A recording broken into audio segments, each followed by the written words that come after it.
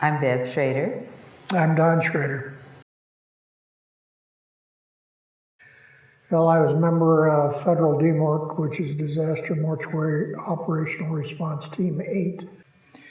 There are 10 teams nationwide, and I was deployed. I went back for 21 days, and I was assigned as a computer specialist, and I worked directly in the Chief Medical Examiner's office.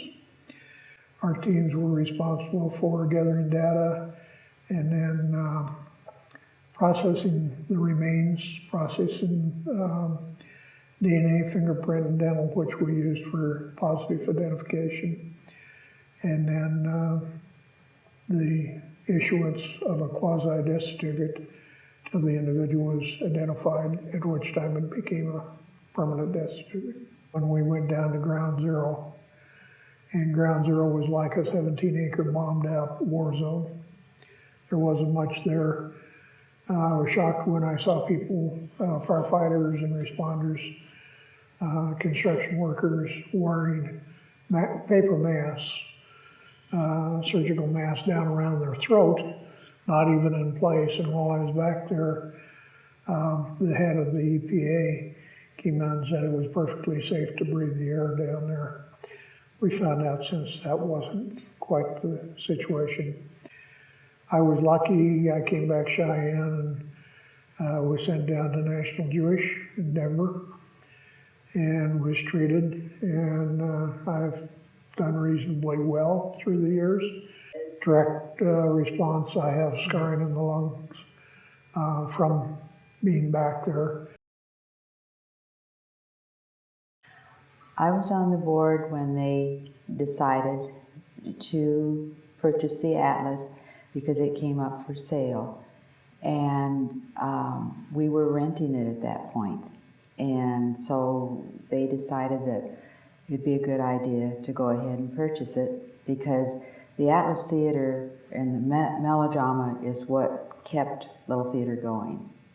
It was really kind of controversial for a while because there were some board members that definitely thought it would be bad, it would not survive, and that, well, here we are, 50 some years later, and it was one of the better things that the board did at that time. One of the early things that had to be done was the floor in the lobby. And I remember going down there and they had the floor torn up, and you could see the floor joists and the dirt and everything. And so they had to put a brand new floor in there. Well, we were renting it all that time, and that was just money that was just being spent. And so they decided to use the money to pay off the building rather than rent the building from the owners. And at that point too, the owners were wanting to sell. So then we wouldn't know where we were going to go or what we would do. Tell them about the wigwam. Well, the wigwam was part of the theater, and when we bought it, the lobby was narrow because the wigwam was still there, and we had to, that was part of the contract, that they could use the wigwam would stay there. Then eventually she sold and moved out, but yeah, that was part of it too. Mm-hmm. So the lobby that's there now is a combination of the Atlas lobby plus the wigwam shop. So it's wider now, and they have opened it up considerably so that they can make use of that. I will not go on stage. We just served the beer, the wine. Well, they didn't have wine back then. They just did beer and popcorn and that. So you waited the tables. That's what Don did. What I did. A lot of our friends that we got to know were not on stage. They worked the waitressing. You had pitchers of beer that you served from rather than individual, cups that you went around. You came around to each table with a pitcher of beer, and you would pour the beer for them.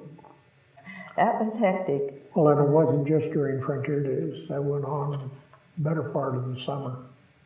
The melodrama did. Is that how you met? Well, But I'll yeah. guarantee that that's how we met, but it got us much closer. And we credit the Atlas Theater for a lot of it. Yeah.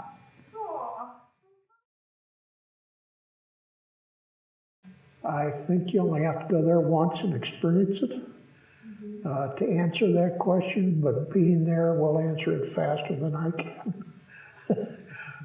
Hearing the piano or the organ down there, you get somebody like Dave Neiman who really knows how to play that instrument. You get the musicians with all their instruments. I personally enjoy the dinner theater plays that they put on. Nothing better than a good meal and camaraderie. You're served individual plates, but you're almost in a family style setting. And oftentimes you find one person can't eat something and the other person loves it. So sometimes you find sharing going on at those tables. Sometimes those are with complete strangers. You strike up conversations and it becomes a community. So yeah, I would say just go experience it. It's the best way to learn.